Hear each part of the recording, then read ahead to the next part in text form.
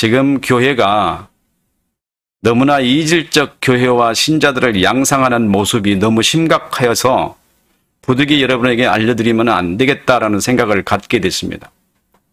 아주 반복적으로 여러분에게 자주 말씀을 드립니다마는 그 첫 번째 주제는 천국은 언제 가는가?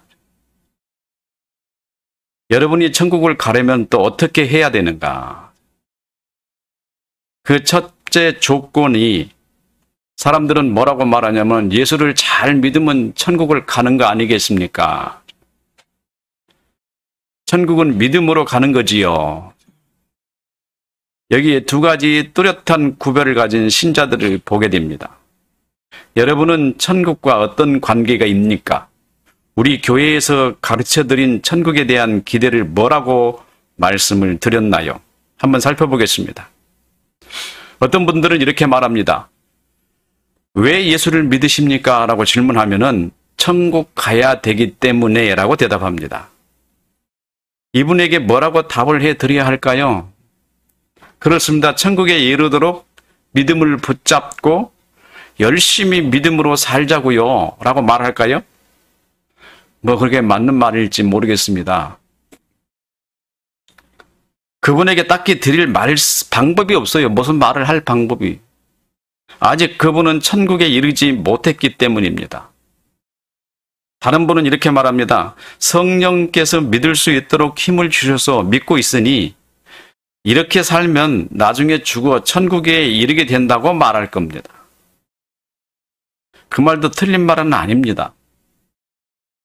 이 세상에서 사는 날 동안 예수 잘 붙잡고 성령의 도움으로 주님의 심판에서 구원을 획득하게 되는 것이 아닌가요? 여러분들은 다 그게 맞다고 생각하지 않습니까? 저는 여러분에게 실망 드리지 않는 말씀을 드리려고 합니다. 성령 하나님께서도 이 말씀을 기꺼이 동의하신 말씀이기 때문입니다. 여러분은 천국에 이르기 위해 이 자리에 계시는 것이 아닙니다. 여러분은 이미 천국에 오랫동안 있었고 주님께서는 오래전부터 여러분을 어루만지시며 여러분과 동행하시며 기뻐하셨습니다. 여러분은 이미 천국에 있고 천국에서 상당히 많이 성장했습니다. 아마도 세상에서 성장하는 것보다 더 많이 천국인으로 성장했을지 모릅니다. 제가 믿기 어려운 것은 한 번도 천국인으로 살아보지 못한, 천국인을 경험해보지 못한 분이 어떻게 천국을 들어갈 수 있을까? 이 세상에서도 가보지 않는 곳이나 살아본 경험이 없는 곳에서 새로운 삶을 살려면 얼마나 서먹서먹하고 두렵습니까? 이와 같이 아직 천국에 가보지 못했다면 여러분은 그곳에서 헤매고 방황하고 길을 잃지 않을까요? 필경은 그렇습니다. 수많은 그리스도인들이 천국에서 길을 잃고 방황하고 헤매고 있을 것입니다. 천국 말을 못하기 때문에 그들은 거기서 방황하는 겁니다. 말도 아닌 이야기지만은 제가 우화처럼 말씀을 드리지만은 여러분들은 이 말씀을 들으면 뭔가 이해를 하실 거예요. 천국 말을 못하는 사람이 천국에 들어가기는 할까요? 온종일 방황하고 헤매다가 천국이 이런 곳인 줄 알면은 오지 말 걸 그랬네 하고 후회하는 사람들이 있을 거예요. 왜냐하면 자기하고 소통하는 사람이 없기 때문에. 천국을 갔는데 자기하고 대화해 주는 사람이 한 사람도 없어요. 묻는 말에 대답을 제대로 하는 사람이 있나? 자기 말과 같은 말을 쓰는 사람이 한 사람도 없습니다.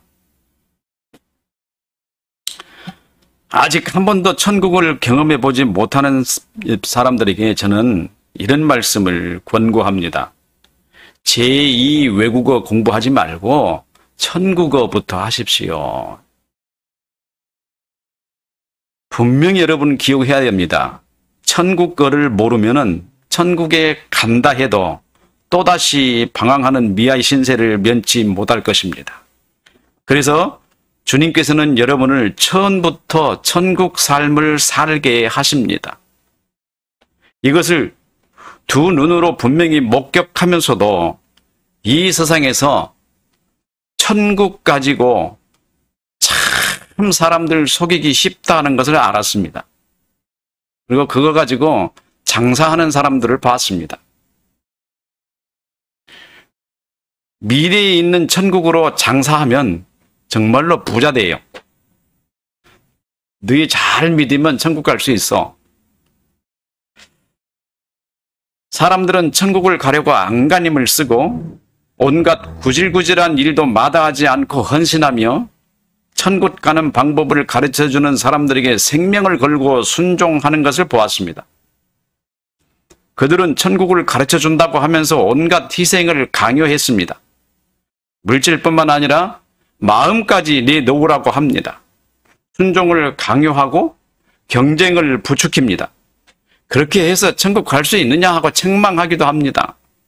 책망을 들으면 천국은 가야 하는데 경쟁에서 밀릴 것 같고 숫자는 제한되어 있다 하니 자기에게 있는 모든 것을 다 내놓아 점수를 얻으려고 하는 것은 아닐까요?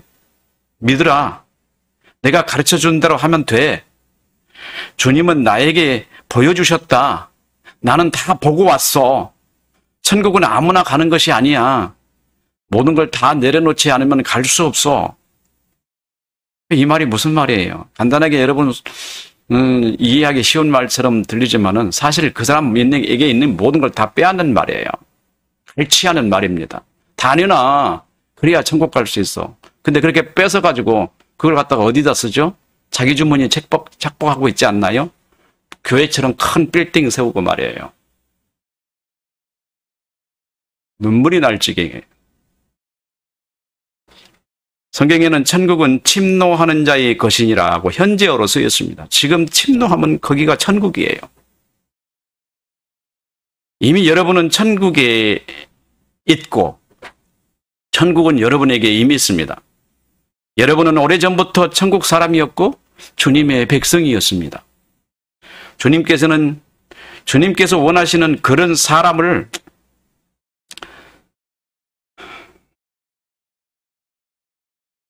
사람의 상태에 이르기까지 여러분을 이 세상에 살도록 하셨습니다.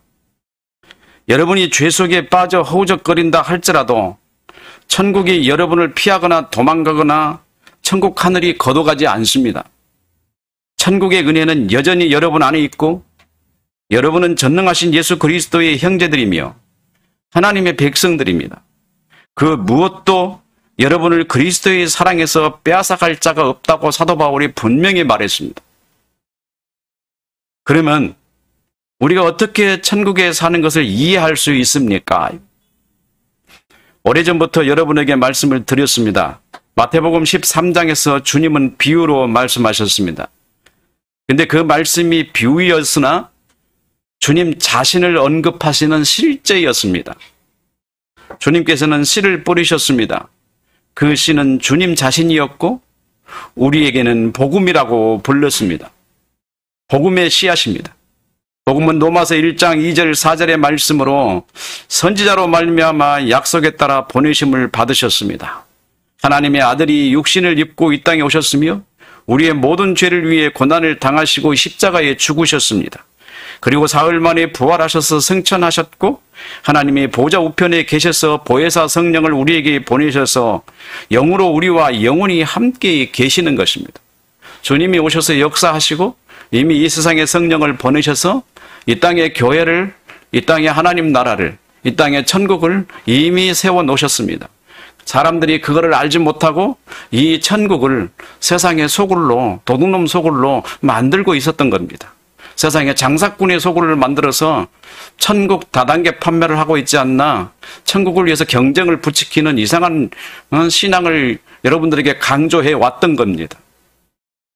천국은 이미 여러분들에게 있었고 여러분들은 그 천국의 삶을 살아야 할 의무가 여러분에게 있는 사람들이었습니다. 근데 교회는 이상하게 천국을 뒤틀어 놨습니다.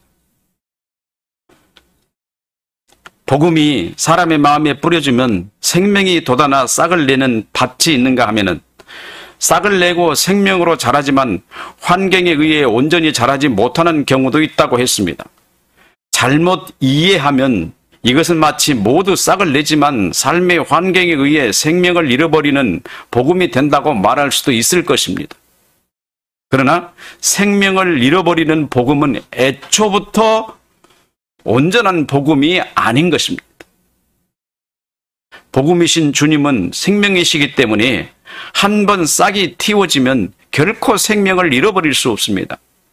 우리에게 새 생명이 되신 복음은 우리의 중생의 정체가 되셨고 우리의 새 생명이 되십니다.